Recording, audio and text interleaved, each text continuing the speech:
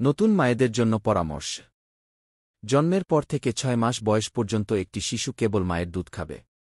এটা আমরা সব সময়ই শুনে আসছি, কিন্তু শিশু যাতে মায়ের দুধ ভালোভাবে পায় সেজন্য কি করণীয় তা কি আমরা জানি?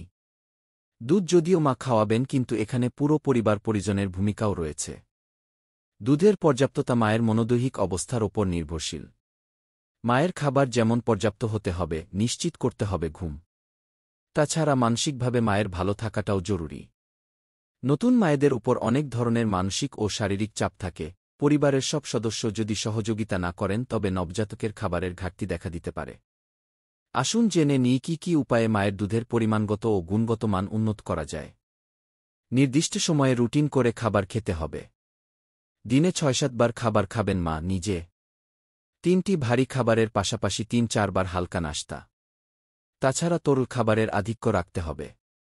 খেতে পারেন স্যুপ, ডাবের পানি, ফলের রস বা আস্ত ফল। মায়ের যাতে ক্যালসিয়ামের ঘাটতি দেখা না দেয় তাই দুধ ও দুধজাত খাবার যেমন দই, পায়েস, পুডিং অথবা পনির খেতে হবে। যাদের ল্যাকটোজ সহ্য হয় না তারা অবশ্য সবুজ শাকসবজি ও ছোট মাছ খেতে পারবেন। শর্করা জাতীয় খাবার বেশি না খেয়ে আমিষজাত খাবার খেতে হবে। দিনে অন্তত একটি ডিম খাদ্য তালিকায় রাখতে হবে। কর্মজীবী মায়েরা দুধ এক্সপ্রেস করে সংরক্ষণ করতে পারেন।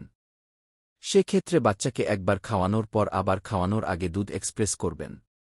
দুধের পরিমাণ বাড়াতে কাঠবাদাম, কালিজিরা, লাউ, পালং শাক, মেথি, ওটস ইত্যাদি খাওয়া উচিত।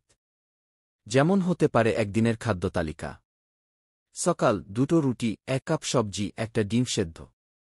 মধ্য সকাল 1টা কলা, 5-7টা কাঠবাদাম, 1 কাপ দুধ। দুপুর 2 কাপ ভাত, 1 কাপ ডাল, 2 পিস মাছ মুরগির মাংস, 1 কাপ মিক্সড সবজি, কালিজিরার ভর্তা, সালাদ। বিকাল ওটস আর বাদামের লাড্ডু, 1টা ফল। রাত রুটি 2টা বা ভাত 1 কাপ, ডাল 1 কাপ, লাউ তরকারি, মাছ মুরগির মাংস 2 পিস ও লেবু। রাতের নাশতা 1 কাপ দিয়ে 1টা খেজুর। শোবার আগে 1 কাপ দুধ, 2 পিস প্লেইন টোস্ট। তাই এ বিষয়ে যত্নবান হতে হবে। লেখক: প্রধান পুষ্টিবিদ, অ্যাপোলো ইম্পেরিয়াল হসপিটাল, চট্টগ্রাম। এরকম স্বাস্থ্য বিষয়ক ভিডিও পেতে লাইক, কমেন্ট, ফলো এবং চ্যানেলটি সাবস্ক্রাইব করে পাশে থাকবেন।